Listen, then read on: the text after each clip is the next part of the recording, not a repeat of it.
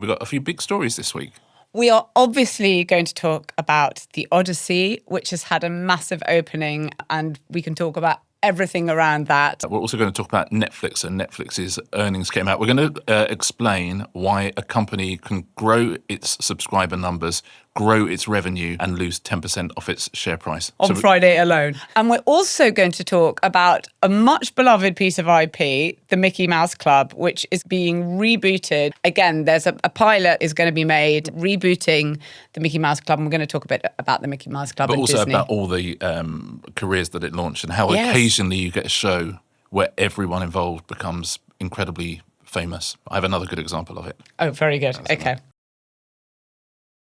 The Rest is Entertainment is presented by Octopus Energy. Now, we're going to be talking about an expression which I hadn't heard till 7 seconds ago, which is someone getting their flowers. Can you tell me what that means? Well, it means like you've been around a long time, but people suddenly think, hang on a second, you're amazing and you should be recognised. So you're finally getting your due. You're finally getting your flowers. And you're being garlanded. Now, I would say someone like this is someone like Jean Smart, who plays the lead in Hacks. She plays Deborah Vance. Okay, Jean Smart is extraordinary. She did a huge amount of TV and stage work, and there was a sense that she was sort of always brilliant. But then this one role came along, Deborah Vance in Hacks. They literally just give her the Emmy every year now. She gets her flowers every year. She gets her Emmy every year. As we always talk about Octopus's customer service, your account's run by about 10 or 12 people. You've got a small team. And they know who you are. Yes, and they are permitted to send flowers every week to a customer who might just be going through something, whatever it is. So they can recognise it's not an apology, it's just because someone was going through something and you get your flowers. Another example of they seem to do business in a very interesting and customer-focused way. Imagine if Jean Smart is an Octopus customer, might get her flowers twice. Yeah, every week. Shall we start with the Odyssey? Let's start with the Odyssey. Which you have seen. Absolute full disclosure, I have not seen it. I could not get an IMAX ticket for Love Nor Money, which tells its own story. It does. I saw it. I absolutely and completely loved it. I told you I felt massively emotional throughout it. It's an absolute masterpiece of storytelling, just beyond. I mean, I feel very sorry for anyone who's in the best director category, but, don't bother getting a special seat for Oscars night. It's absolutely. Christopher Nolan makes films that no one else would make. No one else could or would make it. I mean, no one else could or would get this cast. And the numbers are extraordinary. Remember, people weren't sure. They were like, will anyone really want to go and see a sort of swords and sandals thing? 124 million box office North America, 264 million globally. 51 million of that globally came from IMAX alone, which is sort of amazing. So about 20% of both those numbers comes from IMAX. So absolutely destroyed Oppenheimer's opening, and Oppenheimer's opening was huge. It is, by a lot of metrics, the biggest opening of his career, although you could argue that the two Batman movies opened slightly, adjusting for inflation. But it was absolutely massive. Fourth highest grossing R-rated movie of all time, behind Deadpool, Deadpool 2, and Deadpool and Wolverine. So enormous. And as you say, for a 2 hours, 53 minutes retelling of a Greek myth. When you live in extraordinary times and when there's an extraordinary artist around, sometimes you sort of don't realise it. But what he is doing to cinema and what he's done to cinema, it's sort of unparalleled. It's completely extraordinary. And funny enough, they have such good audience data in America that we just don't have the same. But 51% of people said they went for the director, which is incredible. That really is amazing. I suppose, and still you have certain people like Steven Spielberg that people will say, oh, I'm going for the director. But this grossed more than Disclosure Day's entire run on its opening weekend. It's really interesting talking about what came in advance of this one, because you would think that going back to do the Odyssey, to do a classic Homeric story, just wouldn't be particularly controversial. But because everything is controversial, it became very controversial. It's amazing to think of just how many controversies there were in the run-up to this. People wet their pants about everything, like, oh my God, it's being formatted for IMAX, therefore, if you don't see it in IMAX, don't worry about it. No one cared. Oh, there are no Greek actors in it. Don't worry, no one's going to care. All of this stuff actually just ends up as serving as kind of helpful. That I do think is interesting, but it did stay in the headlines for all sorts of reasons, and we'll get to one of the biggest reasons in a minute, because that certainly didn't have the effect it would have liked. And it just sort of, I think in the end, it just serves as helpful noise in advance of sales. It's like SEO, it's always there in the SEO, but people want to see this film. There's all sorts of reasons why people might not have turned out, but they turned out in unbelievable numbers. I mean, you couldn't get tickets. And that's, you never You see can't that. get tickets for IMAX. You know, it's like 8 a.m. and you couldn't get tickets. 2 a.m. you couldn't I get saw tickets. it at 9:30 on a Sunday morning, with not in an IMAX, in a very, very big screen, and there were probably 150 people in there at 9:30 on a Sunday morning. You know, the next showing was at like 9:45. It's unbelievable. But I think one of the things that's interesting is the culture wars stuff that preceded it, which was enormous. Because as you say, so this is, you know, one of the oldest stories we have in our world. It's nearly 3,000 years old. Yeah, it's the bedrock of so many other stories. It's just, you know, it's in some regards, certainly in our culture, the first story. So as you say, going back to it, like the Chinese, they often make movies about very, very, very ancient Chinese culture because that's where they are comfortable. That's where there is no politics. That's where there is no trouble. And the Odyssey should be that. But it should be that, or at least if you just hear that that's what's being done, that should be enough. But all the culture wars confected rubbish could not ding it. Like, what do you think? Like, maybe it took a few £10,000 off the box office. I mean, it certainly tried. All this like go woke, go broke. It's just like Barbie, okay? Don't worry, it's going to be a massive film and everyone's going to go and see it. Yeah, and it's made by an incredibly intelligent man who is going to make stuff that endures for many, many, many generations to come. And you take him on if you want, but you're not going to beat him because it turns out there are people who are as good as you are at what you do, at what they do. Well, that's the thing. I'm talking about Elon Musk. We're talking about Elon Musk, but there's a whole army of sort of professional right-wing culture warriors who piled in on this beforehand. So boring. But also, you're such a hostage to fortune. Yeah. You're probably going to look stupid. You've bet against Christopher Nolan. I personally wouldn't. But it does remind you that things that happen on social media are just not real life. Yeah, correct. And it seemed, if you were to look at X or to look at lots of different things, that there was a real backlash against this film. But it was a little bit like people used to say, oh, you know, everyone hates Anne Hathaway. And at the time when everyone hated Anne Hathaway, there was a sort of viral thing about her on the internet that people did seem to hate her. During that time, she made Interstellar, Les Miserables, Ocean's 8, and The Intern. It's like, don't worry. I mean, like, she's believe okay. me, she's fine. People turn out to see her. You must be... I often think about the people, you know, people got their clicks before this movie came out, so job done, tick, you know, very well done, and that, you know, they can go, oh, actually it really drove engagement for me, and I really had a go at Odyssey, and actually my numbers that week were up 17%. And you think, there's going to come a time when you are in your 70s, when you look at what you did in this life, and you compare that to what Christopher Nolan did in this life, and you will weep yourself to sleep every night. What you're doing is giving nothing, it is adding nothing, and there are people in this world who are giving something and adding something and making the world a better place. And if you got 17% up on your clicks the previous week, congratulations. But honestly, you're not going to have a fun old age. I could not agree more. It's so pathetic. I feel so embarrassed for them. It's embarrassing. Like, the madness of this and this era has totally gone to their heads. Have opinions, but by all means. But come on. But you know, if you have ones this wrong, just be prepared to have your ass handed to you on Monday morning box office. And also, be happy being a tech genius. Be happy being the richest man in the world, or be happy with all these things. Like you cannot buy or have it all. These are people who tell people to stay in their lane more than anything. If anyone in sport speaks out about politics, if anyone says anything, they get told by these people to stay in their lane. Well, what are you doing out of your lane? Like, you don't know anything. Like, Christopher Nolan doesn't sit there pontificating all day and saying the momentum's totally gone out of the SpaceX launch and, you know, the IPO. Traders are already betting against it. I don't like the colour of that rocket. Even though it's true. Yeah. He knows what he doesn't know. And just... I think it's so extraordinary that people feel everyone can be a critic. I get that. But there is a point with... like the right, where just, okay, make some of your own movies that are good, okay? Not like something about Hunter Biden starring Lawrence Fox, okay? Which I haven't seen, but I would actually like to watch. Yes. I'm sure it's available on YouTube.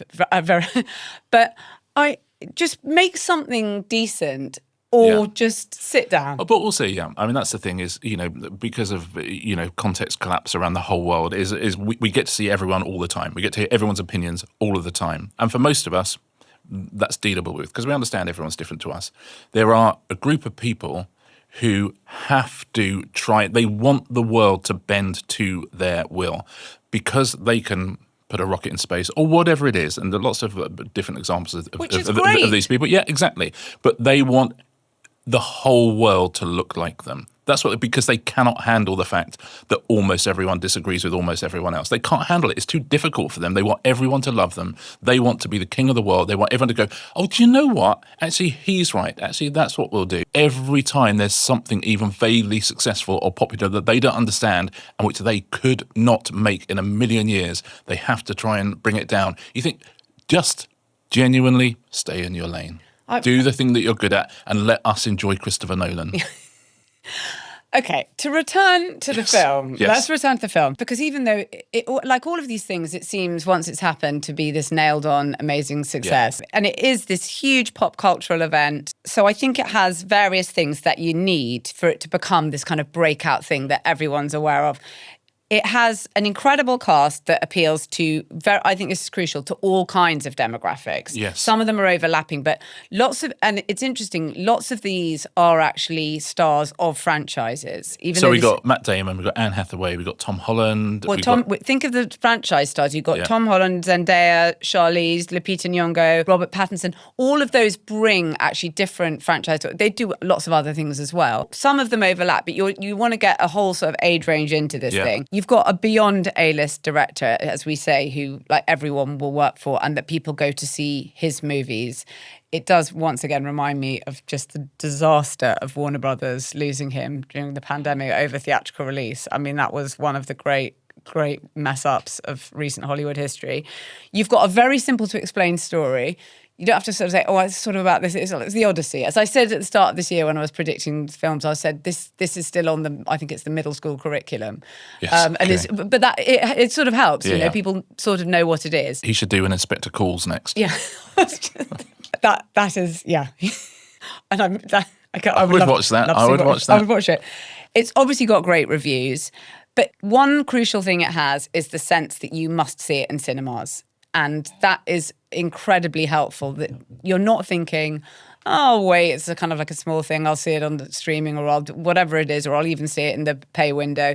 You must see it in theatres. You want to see it with other people. And the bigger theatre, the better. And the bigger the one, the better. The other thing I would say is that this year is turning out to be amazing for originals, which for me makes me very happy. It's going to deliver something like 36% of the global box office this year. That went down to about 20% in 2019, where we were just like mired in endless franchise stuff. It's interesting, the films that have got enormous, Michael, my thoughts, has crossed $1 billion now. Yeah. Obsession is now on about 430 million. Crazy, I mean, it's ridiculous. This cost $750,000. And also, and the films that haven't done big, the new Minions movie didn't do great. Yeah. The Moana live action didn't do great. Yeah. All these things that's done really badly. Yeah. It's very interesting that we got bigger original movies. Last week I went to see The Invite. Right, so we talk about these huge kind of box office fillers and the Odyssey, and it's great to get people back in the cinema, but where are the smaller films? Well, those are out as well. The Invite is absolutely... It's great, isn't it? It's so funny. It's Olivia Wilde in it and directed it as well. Seth Rogen, Penelope Cruz, and a brilliant Ed Norton, who knew he could do comedy. And it's just, it's sort of like a one-set movie. But it's just, you think, what a fun thing to go see at the cinema. So you've got Odyssey, which cost, $250 million and is extraordinary and looks amazing. And then you just got this... beyond for this. And it's going to take a long time we'll get it all back. This beautifully written, funny film, which is in cinemas as well, and you can get tickets for, and you don't need to see an IMAX. Equally, I would say, and also the Odyssey, this is going to have really long legs, and people will see it. People will probably see it multiple times, and people will see it across the summer. And there's nothing in the way next weekend at all. Again, then they've got releasing nothing. Spider-Man the week after, isn't it? But next week, Spider-Man Brand New Day, which I think is going to be massive. But they've got nothing next week, so it's got a really clear run. Again, that's slightly interesting to me that in the summer that you don't have another thing. But I would have thought, to be honest, it's because they knew Odyssey was going to be huge, and it's 3 hours long, and that takes up a lot of screens and a lot of multiplexes. So quite hard to launch something. I think they thought that's going to dominate 2 weeks. Normally, you think the film's going to dominate a week. I think that Odyssey will dominate 2 weeks for sure. I agree, but I think that you could have had something something that's very female skewing. You could have had something sort of different, but they don't really have those movies. So it's kind of like they have these giant originals, or else they have the small things, and there isn't something they that can't rush out one of you know, their there isn't a Colleen Barbie, Hoovers. as it were. I know that was a sort of unique cultural moment, but it would be good if there was something like that as well, that you think, oh, well, everybody's going to benefit from this. But again, it is brilliant for originals. It's not nailed on at all, this stuff. Everyone thinks he can just do anything. I mean, as I say, it is just a complete masterpiece, in my opinion, just complete, extraordinary, someone at the peak of their powers. But it's really not nailed on that people would go and see a film about someone coming back from a war that's based on a very old story. And to have delivered that is just a complete triumph for Universal, for Syncope, with their production company, Christopher Nolan's and his wife's. And I think it's a sort of brilliant cultural moment. But you can bet against Christopher Nolan. You can bet against anybody. Yeah. But all of these culture warriors, just at least wait to see it before you do it. It's such a complete nonsense not waiting to see it before But also, you know, when you do something extraordinary, you like it. You enjoy it when people bow down to you and give you your dues. Just do that for other people. Show that respect to other people who are at the top of their game, and you can do something that you definitely can't do. Just, you know, have some class. Bankroll movies this good that reflect exactly your own worldview, and see if that many people want to come out and see them on a summer weekend. Because I can tell you right now, they won't want to. They won't. That's true. And it's interesting when you say that it's not baked in that people would go and see this. I always think this with someone like Christopher Nolan, who's been so extraordinarily brilliant for such a long time. It is not baked in that he makes a good movie. It is not baked in that he has the energy, that his brain sort of fires in the right way at the right time. The amount of choices you have to get right year after year after year after year to have the sort of career he has is absolutely extraordinary. I find myself tired even thinking about the attention to detail that he's had. When you're directing a movie this big, there are 500 big choices every day of production. And he gets so many of them right all the time. And listen, we are very, very lucky to have him. Absolutely. Shall we go for a break and then talk a little bit about Netflix? Let's do that.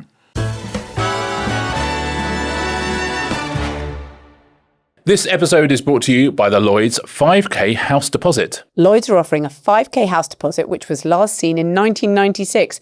What are your entertainment memories of the 1990s? I feel guilty talking about the 1990s because you look back and it was such a golden era. We'd never had it so good, and we didn't even realise because we were young and we just thought we were entitled to it all. We absolutely took it for granted. Yeah, Britpop was absolutely in its pomp. Oasis playing to 250,000 people. You had Blur Spice and Girls Suede and Girl and Pulp. Power. I'm so sorry. Spice Girls. Amazing movies at the cinema, Train Spotting. I mean, it felt a time of absolute optimism, but at the time you just assumed that was the way that the world was going. A very British type of optimism. Yeah, and part of the optimism, of course, is that mortgages were more affordable, and that is what Lloyds is dealing with right now. Yep, last seen in 1996, Lloyds are now offering 5K deposit mortgages to first-time buyers. Search 5K first-time buyer. 1996 average first-time buyer deposits based on ONS data. Subject to status, your home may be repossessed if you don't keep up repayments. Conditions apply.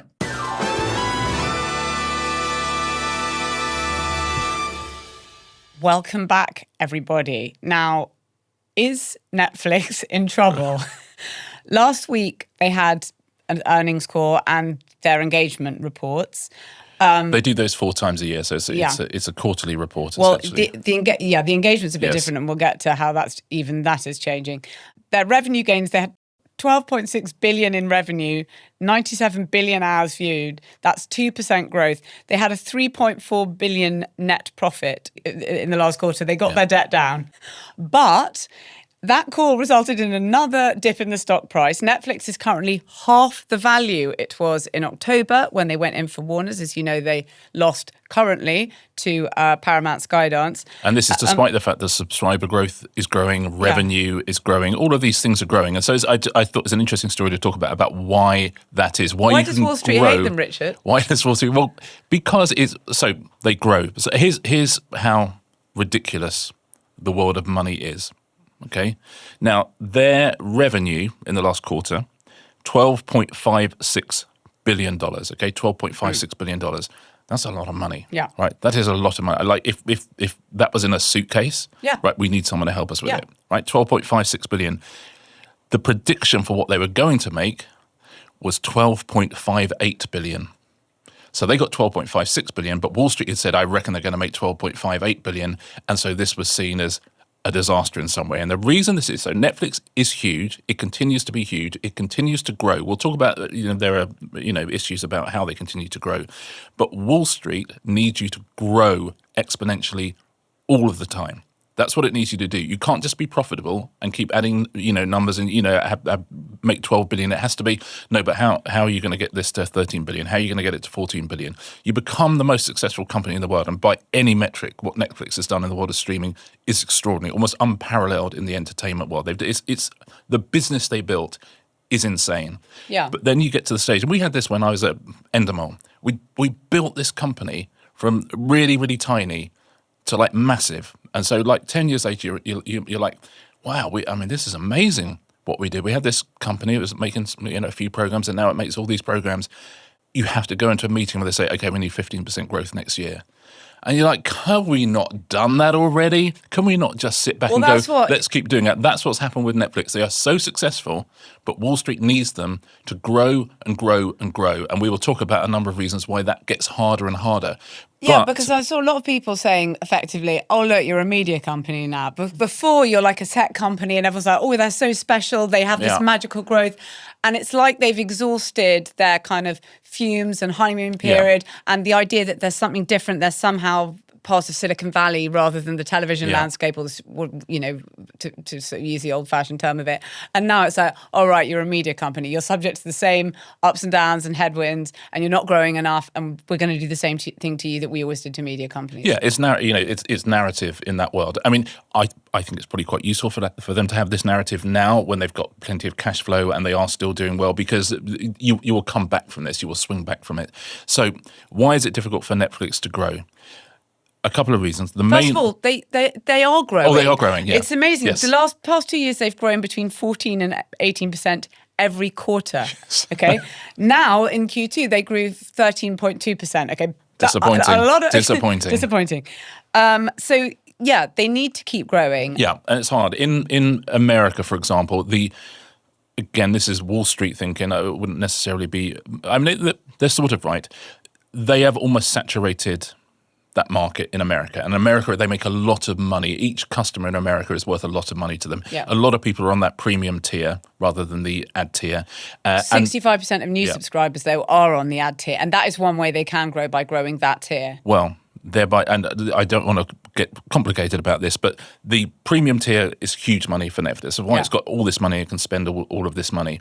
To grow, they have to offer this ad tier. They have to offer a cheaper way in, because all of the people who want to and can afford $22 a month are pretty much already doing it. You can't eke out anything else. So you think, okay, how do we then bite into this other 40% of the market that is not with us? Well, the first way you do that is by offering the same thing but cheaper. And the way you do that, that's how they did it after they had another dip in 2022. Remember, they went absolutely gangbusters during the pandemic, and there was a point where they were valued at more than ExxonMobil.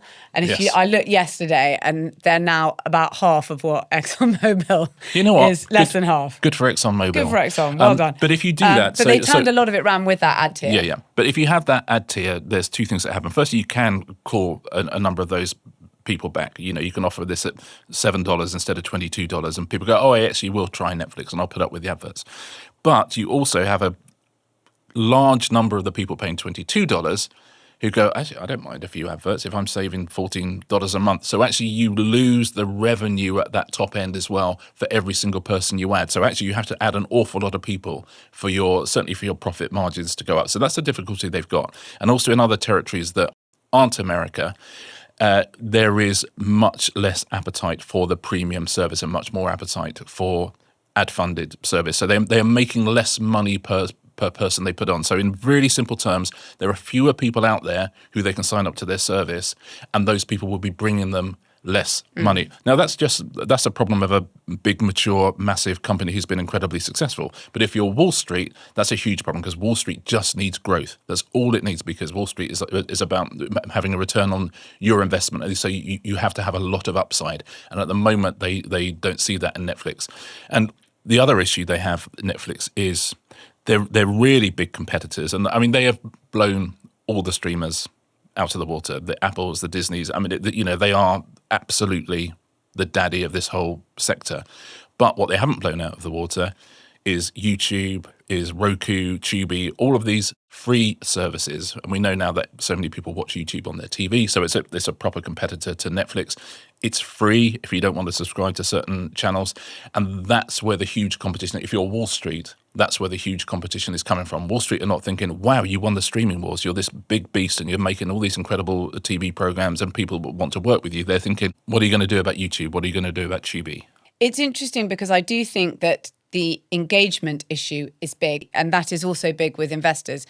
They have got this issue with engagement of, we've got like the second season of lots of shows maybe underperformed, like Man on the Inside, Night Manager, Beef, even the 4 seasons. What they've said as well, which I think is a little bit, that this is also not played particularly well. They've said, we're no longer going to tell you every 6 months what people are watching. We're now just going to do it once a year. Now, what does that tell you? That the numbers don't look great and they need to show them to us in a slightly different way. And they already no longer release subscriber data. Remember, they've stopped doing that. Yeah. Then they're saying, judge us on our financials, our revenue and our operating profit.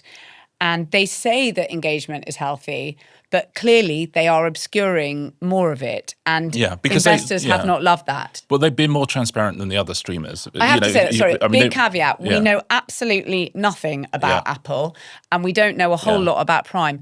But remember, those are not primarily content businesses. Yeah. They are other businesses that have content arm. And in the case of something like Apple or Amazon, it really is a tiny percentage of what they do. But if you're a big media company, you have to try and control that narrative. If what you're trying to do is keep your share price high, which is one of the things that they have to do, you have to control the narrative. It is, in a room full of Wall Street people, you can control the narrative by talking about the numbers. The second you are showing how many people are watching Stranger Things or Bridgerton, that becomes a conversation, a completely different conversation with a completely different group of people, and it gets out of their control. Yeah. So if you say, well, look, Stranger Things and Bridgerton are ending, which they both are, and these are 2 of the biggest franchises they've ever had, then there is a very, very simple story, which is, oh my God, there's no way they're going to be able to replace those 2 things. This is an absolute disaster. Whereas that's not really shown in the figures, is the truth. But that's the conversation, and Wall Street listens to that conversation. Now, Netflix are so massive because they've consistently produced hits. And they've had hits that have ended and they've replaced those hits. But you can't prove that. You can't say to Wall Street, oh, don't worry, we will have another huge show coming up. But when we talked about Channel 4 as well, we say it is a hits business. All Netflix needs is 2 or 3 big hits in the next couple of years, like big returning shows. Premium hits, though. These are premium hits. Yeah. And it's difficult because their messaging is a bit odd. Ted Sarandos said last year, the co-CEO of Netflix said, we're not competing with YouTube. YouTube's a place where you waste time, Netflix is a place where you spend time. But he's changed his tune since then, hasn't he? But you are, more and more, what have they done? They are competing with YouTube. Okay, first of all, they literally are bringing creators across, sometimes on non-exclusive deals. So some of the biggest people, like, we talked about them before, Miss Rachel or whoever. Yeah. And her numbers, by the way, are absolutely off the charts for Yeah. something that had already been made and is available on YouTube. For free on YouTube. It's absolutely huge, the engagement. But you can see what else they're doing. They're bringing lifestyle content. They're getting all these sort of food influencers. They're getting lots of stuff that is, and we know that they're getting podcast stuff over, lots and lots of podcast things.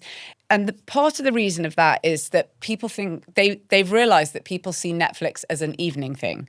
You're not going to put it on in the day. You come home and then you watch Netflix. You don't have that. They need, in order for you to spend longer with the platform, which is the primary goal of all these people, they need stuff that you might put on in the day.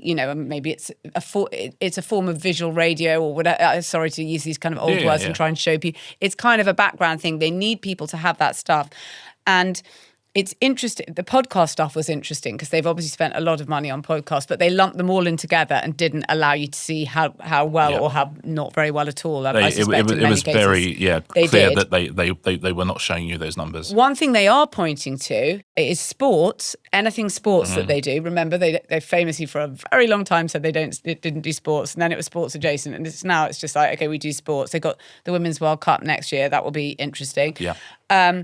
But also they pointed to the fact that live events in the old style, drive the biggest sign-up days. So if you've got something, then those are the days when people think, I've got to have it now for this thing. That's the fascinating thing. So they spend, sorry for the numbers, they spend 5% of their content spend on these live events, which is a lot when you spend a lot on content, whereas it only drives 1% of viewing. So it looks like they're overspending by 5 times there. But as you say, I think 6 of the biggest sign-up days in the history of Netflix have all come off the back of these live events. So they're an incredible driver to new subscribers. It just absolutely a works live for them. event, appointment to view, all these old-fashioned things that people feel they have to have it. Yeah. And by the way, it's only 1% of viewing because it's one and done. You know, you watch a live event and then it's done. So it's never going to get more than that. But they're absolutely worth their weight in gold. And those, rights to things and big events are absolutely going to be worth their weight in gold. But more and more, they want to make their landing page. You can see lots of it all, despite having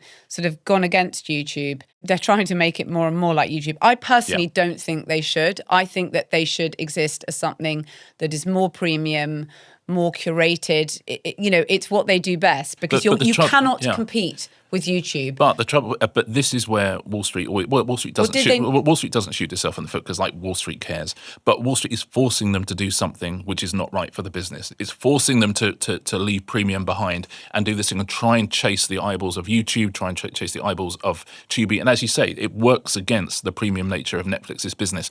But they can't keep growing 15% a year just doing that premium thing. What they can do is have an incredibly successful and a hugely financed and massive revenue business, but that's not how the money markets work. So what about M&A? We talked about when they didn't get Warner's, we said, well, this is actually, at the time, it seemed like a win for them because they managed to look through the books of a legacy media company. It had become very overpriced by the end. The Ellisons obviously just wanted it so much. But everyone sort of had the view at the time that it was interesting that they'd gone in for it because they hadn't expected it. They were sort of going in, people thought they were going in for it in a sort of, it's a nice to have thing kind of way. Now, is there a sense that they actually needed to buy something? Fox bought Roku, which I thought they could have bought. Yeah. So Roku, by the way, is sort of like Tubi. It's free to air, advertiser funded, but crucially, and you've talked about this before, it exists on the homepage of an awful lot of connected televisions. So Fox and Tubi are the first thing you see on a huge amount of connected television. So that's a powerful empire they are building there, and absolutely sort of parking their tanks on YouTube's lawn and taking a lot of the kind of the cheaper Netflix customers away. So I think that I felt that was a sensationally clever thing to buy. Yes. In terms of M&A, so mergers and acquisitions, talking of Endemol again, you get to the point, okay, you've got to keep growing 15%. And you think, well, we've got Big Brother, we've got Deal or No Deal, we're making all this money out of this stuff, but it's, there comes a point where that dips. And so the thing that you always do, and genuinely, I always find it to be cheating, is you buy another company. Because the money you spend on it, you spend 200 million, and that seems to be forgotten by everyone. It's the revenue it brings in. It's the cash flow it brings in. And they're like, oh no, it's amazing because you're absolutely growing your earnings by 17% because but we just paid £150 million for something. I mean, that feels cheating to me.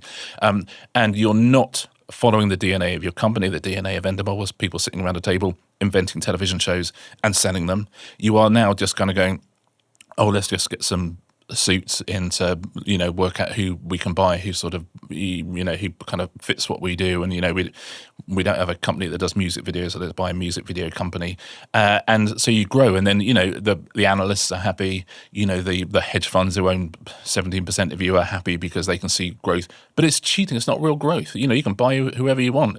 It's someone else's growth. You just bought it. And so I admire the fact that Netflix are not just going out and buying growth. They're not just going out and buying other companies. They seem to be very strategic about what they want to do. It's not to say they won't, because I'm sure they will at some point. There'll be someone who fits them perfectly. But the fact they're not just going, oh, this is an easy way to grow 17%. We just buy a company that already makes, $4 billion. I always hated it so much. It felt like cheating. And also it makes the company too big. It makes the company too hard to manage. And it cuts the sort of the culture from the heart of a company. Yeah. He says they're very careful investors around us. So we'll see. But it's interesting. I definitely think there is something to what people have been saying, which is that tech sorcery sheen has come off Netflix, and people now think you're a media company now. Yeah, they are, but I hope that there's a different narrative which can now kind of take that place, which is you're a media company, and oh my God, what an incredible media company you are, and you've been, and I've worked with Netflix a fair bit. I'm working with them at the moment, and it's as a creator, it's still a really amazing place to work, and that's the thing that will drive that. That's what you want from a media company. Just go, let's keep doing the thing we do well and keep providing people with entertainment and keep making great things with great people. We could talk about bricks and mortar. We could say they don't have a park, and many of the other kind of legacy companies have park. I personally don't think they have something that their USP is that they are sort of the world's television channel, and that I don't think they actually. I'm not quite sure can't quite imagine what the park would look like. But maybe I imagine we'd have said that if Disney had said, "Oh, you really like Snow White and Fantasia, I am going to build roller coasters." You're like, well, that doesn't sound like that's a very good idea. No, I'm going to have an enormous castle. There's going to be an enormous castle. Well, I can't wait for Baby Reindeer World, but for that's actually a really, really good idea. Oh so much fun. But listen, it's so hard because YouTube don't have to make anything. No, they don't have to do anything at all. I mean, listen, they're going to show the Oscars and things like that, and they have great relationships with their creators. But but they have declining relationships with lots of their creators actually. But it doesn't matter. It doesn't seem to matter because those creators are using YouTube to. Because where are you going instead? Well, the creators make their money off, selling things. But YouTube is an incredible shop window. YouTube is like the greatest business plan that ever created. They don't really do anything. They've got enough money to do literally anything they want, buy anything they want. People are making their content for them day in, day out. They're literally. It's like when MTV started when we did our special bonus episodes about MTV. That someone else is providing you with all the programming, and yet you get to keep most of the advertising. I mean, it's absolutely insane. But YouTube made $60 billion last year. I mean, that's a hell of a business, isn't it? It's a very successful business. Yeah. And I just think if Netflix can keep making premium, really smart television in a world where there is that company as well, then we should probably try and support them as much as we possibly can. It also makes you think, my God, the BBC does a good job. Yeah. Talking of Disney, the Mickey Mouse Club is coming back. I wanted to talk about it because of that incredible reboot they did. The people who came out of the 80s, 90s reboot. But fill us in on the background a bit. Full well, who make lots of really interesting things and are going to reboot the Mickey Mouse Club. And that's Ben Winston and James Corden and a big British success story. Yeah, it certainly is. And it's quite interesting, the history of the Mickey Mouse Club, because it's a sort of old thing. Walt Disney himself started it, and it was a daily hour-long variety show. This is in 1955, starring children, which was basically unprecedented. Yeah. And it grew up out of sort of real clubs where people joined and they hung out and they watched cartoons. But it was obviously a brilliant marketing plot. They did sort of skits and musical numbers, and they had guests, and they pushed the cartoons, and they had theme days. Yeah. And actually the money from that original contract was with the ABC, and the money that he got from that, Walt Disney, enabled him to complete Anaheim, to complete Disneyland, the first park. There you go, which I just think is a terrible idea. I can't see what a Disney theme park would look like. Yeah. Okay, it then goes away, this show, until the 70s, the late 70s. And then it goes away again until the late 80s when the all-new Mickey Mouse Club comes out. This is where I get interested. It's much more contemporary, that one. It's skewed a bit older. They had some sort of serials within it, and it's got a live studio audience. So please talk to me about the talent roster of the all-new Mickey Mouse Club. Yeah, I was looking through all of it. I was looking through the various iterations just because, I know that this version, the 80s, 90s one was huge. So I was thinking, I wonder if the previous generations were huge. And they were not. It's like, and so-and-so went on to be like the neighbour in this sitcom in the 1960s. You go, okay, that's interesting. So I thought that maybe it had a history of really, really launching careers. So in the late 80s, early 90s, huge amounts of auditions. Virtually everyone, I mean, there's lots of people here who you'd heard of, but an awful lot of very famous people didn't get into the Mickey Mouse Club. But the Mickey Mouse Club in that era, you have to say if you've heard of these people or not. Britney Spears. Yeah. Okay. Yes. You don't have to. You're going to make me play this game. No, I won't. I promise I won't. But play along at home if you want to.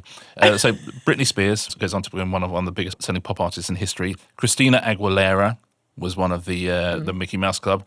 Justin Timberlake. I mean, already that's pretty good. Kerry Russell. Yeah, I know. That's mad, isn't From The Americans and The Diplomat, just one of the greatest actors in the world. Yeah. She started out on the Mickey Mouse Club. And just a young gentleman called Ryan Gosling. I mean, there weren't many people in the Mickey Mouse Club. No. Right, this is not like there were 500 and we cherry-picked them. There were not many people, and all of these people went through those doors at the same time, and all of them went on to have these absolutely extraordinary careers. The only thing that had to happen was for their childhood to be erased. It's all, all you ever need. Yeah. So many people failed their audition. Don't forget, like Matt Damon would have been a different Odyssey, failed his audition. Yeah. Jessica Simpson, there's a lot of people who say, I failed my audition to the Mickey Mouse Club. Courtney Love claims she read a Sylvia Plath poem. Bullshit. But full well are going to do, I think, something different in that they're not going to do a daily show. By the way, that is, in terms of like pastoral care, a nightmare doing a daily show involving kids. Yeah. I can see why they're drawn to this because there's a lot of people who are making TV who feel something we just talked about, that their children are watching this stuff young children are watching YouTube. They're not watching anything that you would consider long form at all. Yeah. And they're trying to think like, again, I think they've done something quite similar to that peak era Mickey Mouse, all new Mickey Mouse Club. They've got 11 kids. They're 13 to 15, and I think there's one 16-year-old. And so they're getting older. It's not going to be that saccharine because nothing can be authentic these days if it's that saccharine. Yeah. Remember, you're competing with sort of YouTube families and people. That's the kind of long form content that young children will watch. Is that they'll watch like YouTube families, and we know. I mean, that is a pastoral nightmare as well, as we know from the various exposés. But you want it, so they want it to still be a variety show, but with storylines. Yeah. So maybe they're putting on a weekly show, and so it's part reality show. For me, what's interesting about this is there were all sorts of these things, and we talk about this all the time, that these are old ideas. Yeah. And they can be remade very successfully. And I hope, I wish them all the luck with this one. Full Well did another thing that I thought was very interesting. When Wicked for Good came out, they made a Wicked TV special. Now, TV specials are just like such an old-fashioned idea. Yeah. The Friends Reunion was one of those. They did the Friends Reunion as well. Yeah. And so instead of thinking, okay, it's a reunion, these things have sort of existed and hung around, and they're actually just like really old-fashioned pieces of content. TV specials about a movie that's going to be not on TV are particularly one of these. But that Wicked TV special did unbelievable numbers, and they worked out how to make, the stars the sort of centre of it, and to bring people on and have guests and do all of it. And it felt new, and it felt like a lot of things like, oh, this is really good. It's like, we've actually been making this sort of stuff. The last time you might have seen one of these is in the 80s, but they really work. Well, it's like the return of the roasts to Netflix. Yeah. You think, it's the oldest idea in the world, but it does huge numbers for them if you do them right. Yes, absolutely. So these kind of old-fashioned ideas and thinking what's going to keep people, what's going to keep them watching. Obviously, they're incredibly clippable, which is helpful. But what's going to keep people watching? What's going to build? What isn't going to be YouTube, but is going to build talent and stars? And I think they're all going to be very, very, very, very talented, these kids. And what can you keep people coming back? They should have a couple of untalented ones, just for comparison. Yes. Don't you think? Honestly, it shows you how amazing Jerry is when you look at John. Well, you look at all this stuff. I mean, the eras when people did this. I mean, look at something like S Club 7. They're doing a big documentary about that, which I think will be amazing, because that's the sort of, again, that's the sort of thing where it's sort of real, but it's sort of not, and they sort of live together and they sort of don't, and they're sort of doing a show and they're also sort of not. But it is compelling, and there are ways where it can be authentic enough, I think, for young audiences. And if you're Full Well, there's all sorts of. So this is a brand we've heard of, right? If they just said, "Oh, we're launching a new talent thing," we wouldn't be talking about it. We're talking about it because it's interesting, because it's a Mickey Mouse Club, and we know what happened to the Mickey Mouse Club in the 80s and 90s. So we know it was absolutely enormous. So it's a bit of IP that will get you through the door. It will get you kind of, eyeballs for the first few days. You then just have to rely on making something brilliant. And if you make something brilliant, people will watch it. Whereas without the title The Mickey Mouse Club, you can make something brilliant and no one would ever see it. And the world now is a world of so full well will be paid to make it, and that's all fine. But that's not really the business. The business is, do we have a relationship with people who are suddenly going to have 200 million Instagram followers, and we can make the next thing for them. And this for them, they got 11 shots at building a massive star. 5 of them will fall out with the production company because of egos. 3 of them won't do anything, but there might be 2. You go, okay, these 2 we got for the next 5 years, and we can make a huge amount of money out of them. And that's what you have to do as a production company. But it's like what you've been saying a lot about Dancing with the Stars or Strictly. This is that for kids. Yeah. This is the equivalent of doing Dance with the Stars, but for kids. There's a thing, they'll have lots of secondary content, lots of other things, but you will be able to tune in once a week and see it all and think, oh, I see, And parents will be comfortable with you if you're 9 years old turning that on. It might even point you in the direction of it. So you could be, they've put their ante into the table. So you're at the table, that's for sure. And now you just got to hope you get good cards. But, that's the thing. You do need the buy-in, and the Mickey Mouse Club is a buy-in. And the fact that they're a great production company means perhaps they'll make it brilliantly well, but they definitely have a chance. I was thinking about shows that launch a huge amount of stars. I was trying to think if there's a British equivalent of the Mickey Mouse Club, and I thought, well, Our Friends in the North, because you've got Gina McKee and you've got Christopher Eccleston and you've got Mark Strong and you've got Daniel Craig. You've literally got 4 of the biggest actors in the world. You've got a Doctor Who and you've got a James Bond there. But I think T4. If you look back to T4 was like a weekend morning show. It's just where you would link in between things. Bands would come on, there'd be VTs and things like that. But, it had these young, quite hip presenters. But from T4, you've got Vernon Kay, Rick Edwards, Dermot O'Leary, Simon Amstell, Alexa Chung, Ben Shepherd, Steve Jones, Jamila Jamil, Makita Oliver. I mean, that is a hit rate, isn't it? I mean, and June Sarpong, who is now, I messaged Rick Edwards the other day and said I lost my sweepstake on which T4 presenter would become the first to enter the House of Lords, because she's about to be ennobled. Because she's done amazing work for years behind the scenes, June Sarpong. But that's incredible to do a show, and the freedom they had on that show as well to show who they were and what it is they could do, that launches everybody. Well, that was quite anarchic, which I think is probably better. The Mickey Mouse Club of that era was, I think, relatively difficult, and you just were forged in its fires or consumed by them. For sure. I mean, full well, I think either we have a hit here or we've got a documentary in 20 years' time. And well, it's very, very different doing one show a week to 5 shows a week. But maybe full well might like to look at rebooting T4. Yes, and finding the next generation of TV presenters. But it's listen, we again, it's a British success story, isn't it? I like it when British production companies go and make a bit of money in America, because Americans make enough money out of us, don't they? And but fair play to them. I'm not complaining. Our recommendations this week, I think we've already done. You're going to recommend the Odyssey. I literally, I'm going to say it again. And I will recommend The Invite. It's just very funny. I would say this: don't go with your partner if your marriage is in trouble. That would be my only note. But if you are very, very happy in your life, you will laugh your head off. It's really, really good. It's really good. Right, we will be back on Thursday with a Q&A, and our bonus episode this week, Richard, special series. It is another World Cup of TV theme tunes. I'm joined by the brilliant Bella Hull, who I first worked with on Have I Got News For You? And I immediately just thought, you're going to be a huge star. She's great on this. And Ivo Graham, who I love. And Ivo has a very similar brain to me in terms of if you want to put 8 things up against each other, Ivo is very much in. He will fight to the death for them. So we did a few together, and TV themes is the first. And thanks everyone for your feedback on those shows. They were a lot of fun. Well, because I know it's sort of a World Cup, but you just get to talk about all this. It's just a vehicle for talking about interesting things and interesting people. So I hope you enjoy that, members. If you are not a member, you can join at therestlessentertainment.com. We'd love to have you, but you don't have to. You absolutely don't have to. But otherwise, see you on Thursday. See you on Thursday.